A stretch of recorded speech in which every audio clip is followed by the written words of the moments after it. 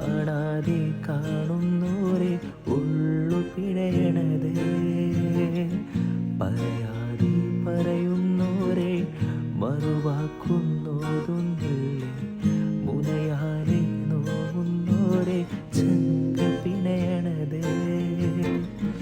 ഓളാടെ നുസുള്ളോള് മുഞ്ചു കാട്ടുമൊരു വമ്പുള്ളോള്, അല്ലാന്റെ കാവലിനായി പായൊരു കടലാക്കി. ഓളാടെ നെഞ്ചുള്ളോളെ നെഞ്ചു പൊട്ടിയത് കാക്കുന്നോള്, അല്ലാനെ കാണും നേരം പാതിര പകലാക്കി.